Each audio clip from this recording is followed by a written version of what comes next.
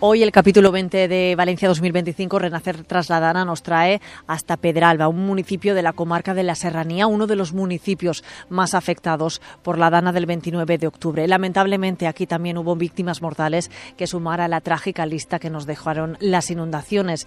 Venimos 6 meses después para ver cómo van los trabajos de reconstrucción. Son bien visibles en sus calles. Vamos a hablar con 3 de las personas afectadas.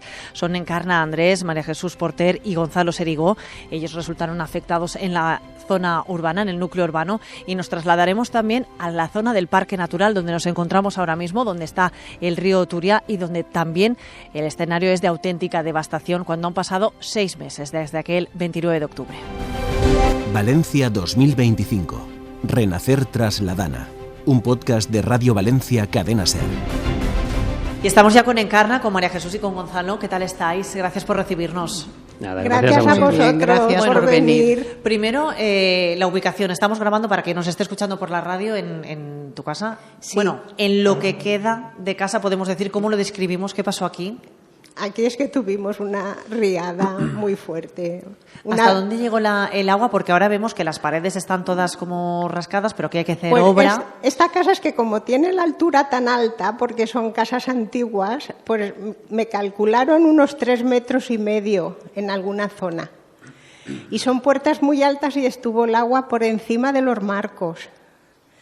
Y permaneció unas 3 horas el agua quieta, hasta que rompió y empezó a salir el agua. Por lo que vemos, no has podido volver a tu casa de momento. No. Estás esperando, supongo, que a reformarla. Tienes bastantes trabajos por hacer por delante. Sí, todavía está secándose. Han venido a picar un poco las paredes, pero todavía queda, la capa freática está bastante alta. La humedad empieza a expulsar la pintura y el capao que pusimos. Pero ahora, cara al buen tiempo, me imagino que van a dejar secar un poco más. Lo tenemos abierto día y noche, ¿eh? ¿La casa está abierta? Desde el 29 de octubre está toda la casa abierta día y noche. Bueno, me he fijado que en esta para calle que de aquí, seque. calle La Acequia se llama además, sí. Con un nombre bastante gráfico, donde pasa una acequia, hay muchas puertas todavía abiertas, muchas obras haciéndose, ¿no, Gonzalo? Sí, eso se aprecia en casi toda la calle. Hay gente que tiene miedo, por un lado, dejar que pase tiempo para que todo seque, todo vuelva a su sitio para poder empezar a construir y a obrar. Y luego hay mucha gente que directamente tiene miedo de volver a construir, a volver a habitar esas viviendas.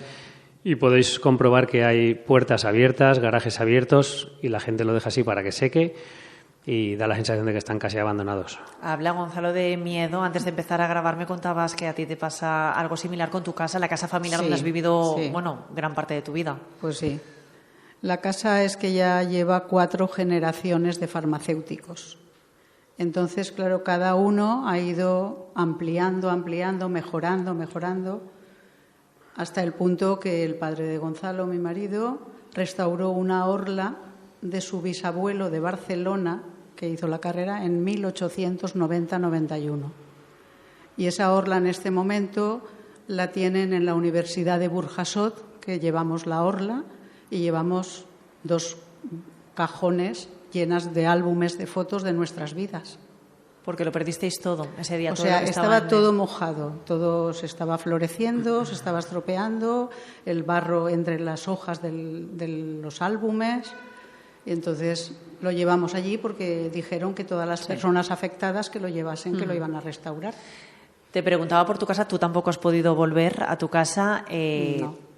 También te planteas, incluso me decías, no hacerlo, no arreglarla, no reformarla. No, por lo menos cerrarla, que no entre, porque ahora en el patio, o sea, al fondo de la casa, que es una entrada de carro antigua, había una cristalera que separaba un patio interior de la casa.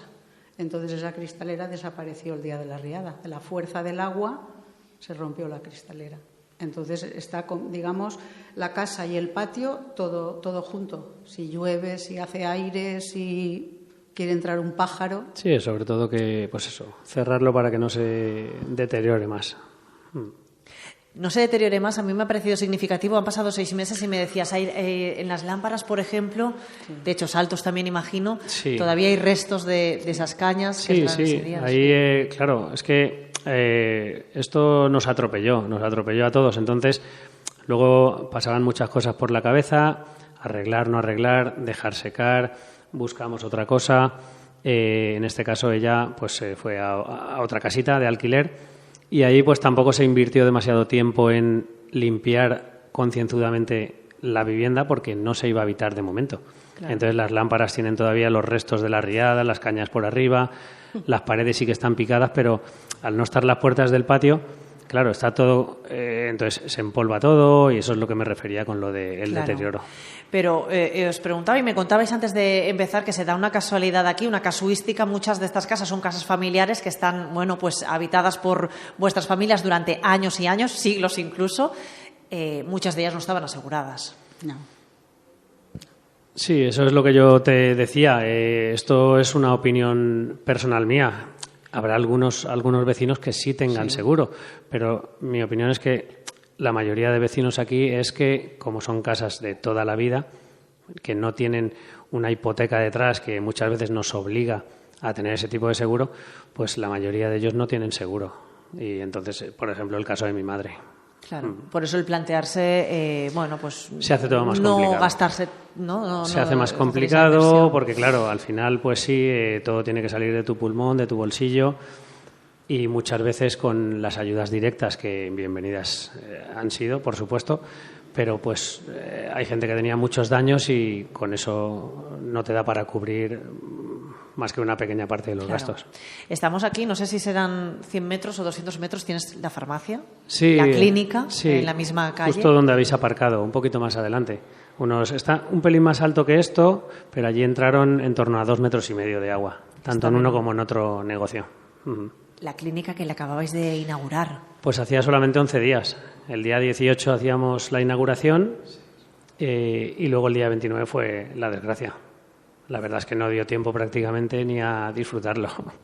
No. Ahora habéis podido reabrir, pero yo os quería preguntar por esa tarde, bueno, aquí, más bien noche, cuando sufristeis estas inundaciones. Claro, entiendo que la farmacia estaba cerrada, pero bueno, contadme. No.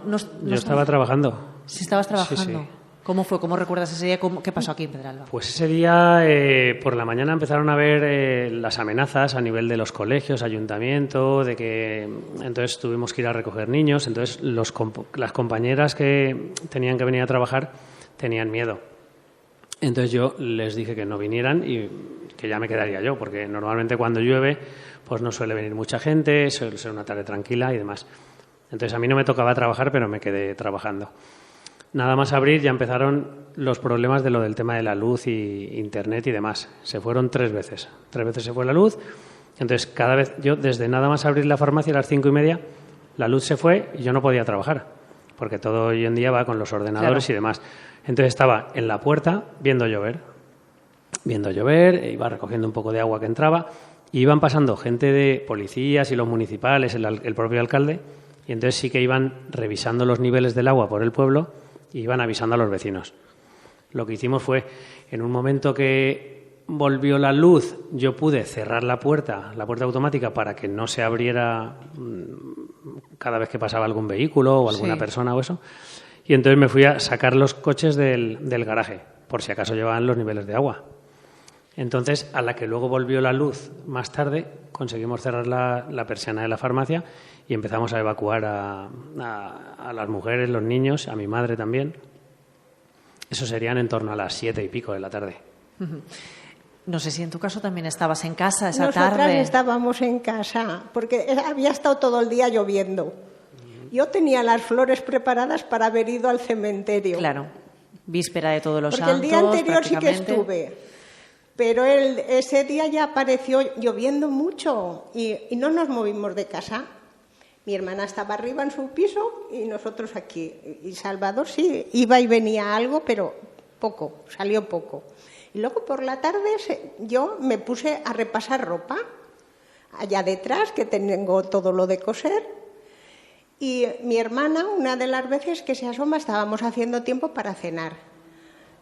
Se asomó y entonces vio a Andoni, que venía de avisar a Conchín, las chicas de enfrente. Y dice, María Jesús, Raquel, subiros arriba, que en 10 minutos tenemos el agua. Y baja mi hermana, porque yo ni enterarme, baja mi hermana y me lo dice, digo, uy, cuando avisa una persona así, esto no es una tormenta normal. Claro. Con que no hice más que coger a mi perrita, una perrita que tenía Malika. Total, que Salvador, digo, Boro, llévate el coche, que están sacando coches de casa, de aquí hay un almacén que tienen un garaje, digo, están sacando coches de casa de Perú. Y me hizo caso, cosa que es rara, y se fue con la furgoneta. Y digo, de aquí un ratito vienes a ver, igual no pasa nada, gracias que nos subimos. Y en 10 minutos, no fue menos, vimos la tromba del agua por la zona donde está la farmacia de Gonzalo venir hacia nosotras. Y ya nos subimos arriba. ¿Qué hora sería? ¿A las 7:30, 8 cuando te subiste? Yo más tarde. Era un poquito antes de cenar. Yo estaba haciendo tiempo para calentar la cena, que la tenía preparada y ahí se me quedó. Y eso fue una primera subida. Sí, eso fue la primera. Entonces cogimos mi hermana y yo nos subimos y Boro se fue con la furgoneta. Y cuando pasó el agua, dijimos, uy, pues vamos a bajar, abrimos las puertas y limpiamos. Y habían unos chicos que no sé quiénes eran porque me gustaría darles las gracias. Y nos dijeron, no bajen, tírennos las llaves y le abrimos nosotros y saldrá el agua. Pero no podíamos porque teníamos el pestillo. Total, que bajamos y limpiamos. Y cuando estamos acabando de limpiar, como tenía las puertas abiertas, es cuando vino la segunda subida de agua. Que esa sí que fue la que llegó. Y en un momento fue del tobillo, fue algo impresionante, al pecho. Estábamos en la cocina, que luego os la enseñaré, no podíamos ya venir, los muebles iban flotando, pegándonos. Y gracias que tenemos una escalera interior. Si nosotras tenemos que salir a la calle para entrar al piso de mi hermana, la corriente se nos hubiera llevado. Nosotras estamos vivas gracias a la corporación municipal, ya que tenemos la escalera interior. Total, que nos subimos y el agua llegó hasta el segundo descansillo de la escalera. Una auténtica barbaridad. Y hacia las 4 de la mañana, porque yo ahora me he enterado que eran esas horas consultando con vecinos, pero esa noche yo no sabía en qué hora estaba.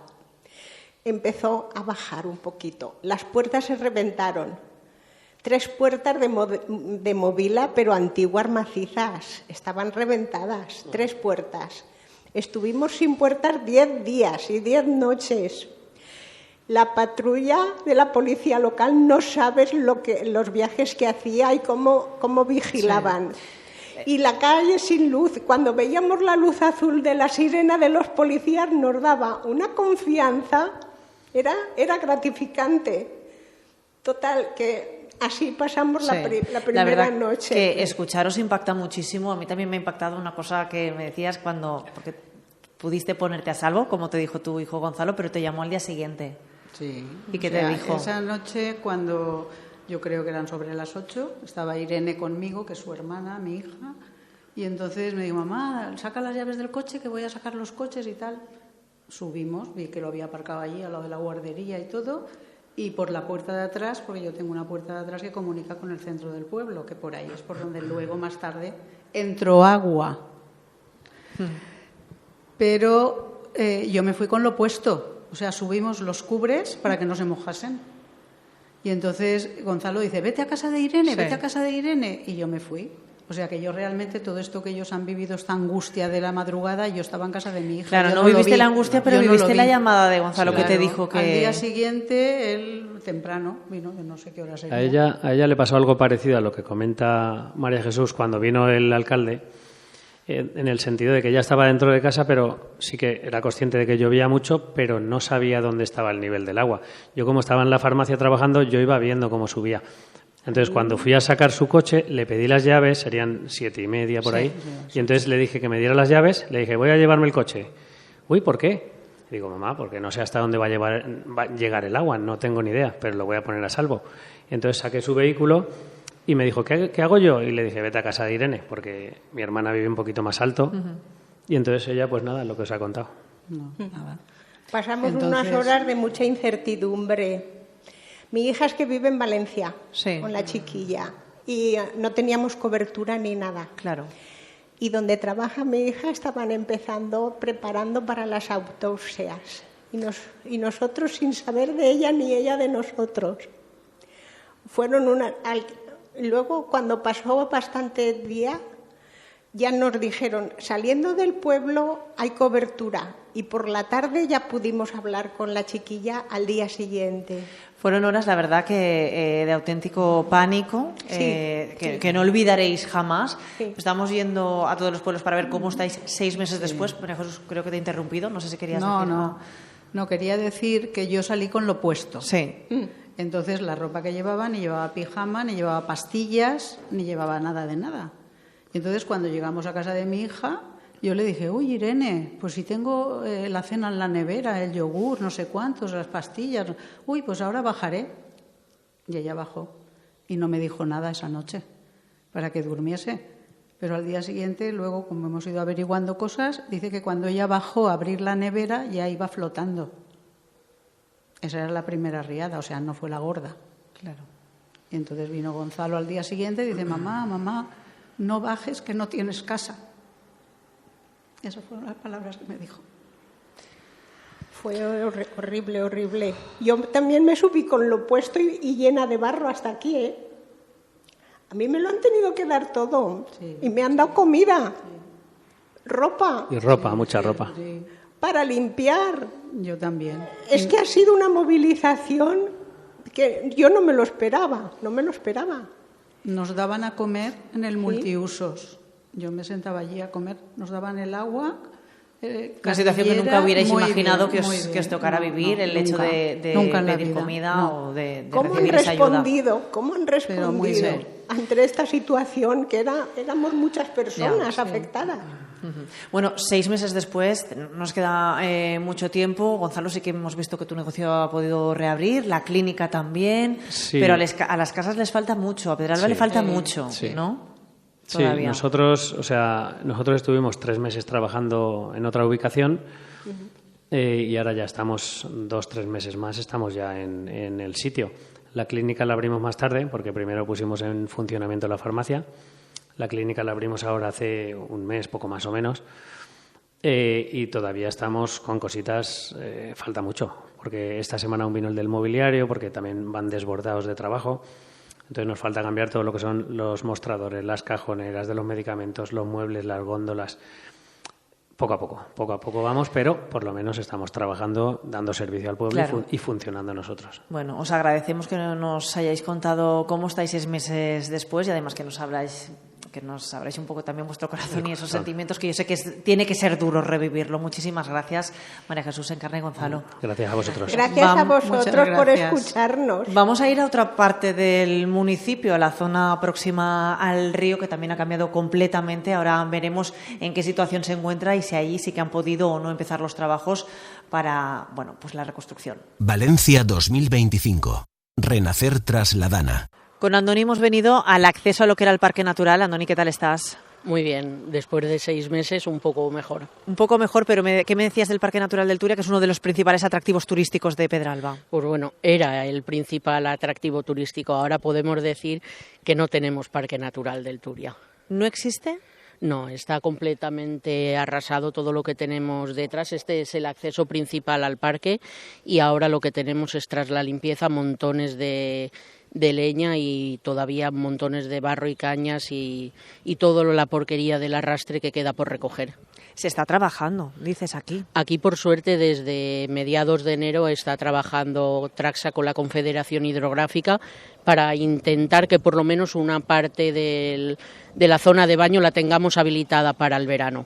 ¿Lo ves factible, tal como avanzan los trabajos? Lo que ha llovido también, que supongo que ha impedido avanzar. Los trabajos avanzan a buen ritmo, pero el tiempo no para y es mucho el daño que hay en toda la provincia de Valencia. Los efectivos son insuficientes y costará, pero ojalá lleguemos. ¿Qué supone para Pedralba esta zona, este parque natural? Porque atrae visitantes que vienen los fines de semana, pero me decías, Pues, pero sobre todo para los vecinos y vecinas. Así es, además de los visitantes que tenemos en festivos y el fin de semana, es un atractivo sobre todo para nuestras vecinas y vecinos porque convivimos con el parque y convivimos con el río y lo utilizamos de lunes a domingo con nuestra familia, con nuestros hijos, con amigos, venimos a visitarlo, a pasear a nuestras mascotas. Es nuestro día a día.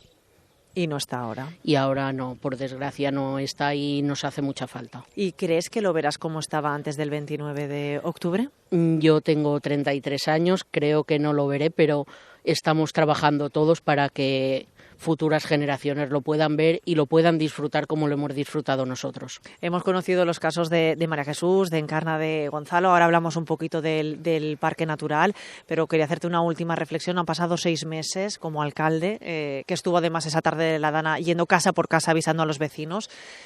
Entiendo que eso no se olvida, no se puede pasar página, porque además todavía queda bastante por hacer.